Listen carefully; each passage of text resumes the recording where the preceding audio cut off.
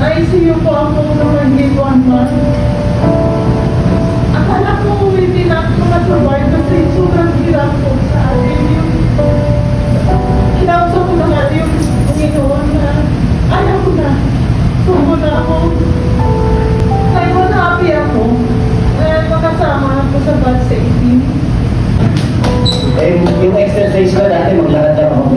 Ilang step lang. Wala, naglag. Ngayon, ang haba na. Ang hindi ko makakalimutan dito, nakapicture ako 2 beses.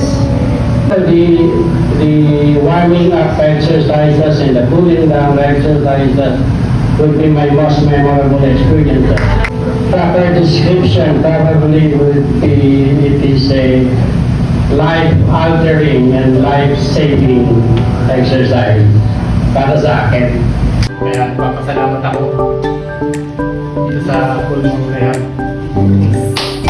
Thank you.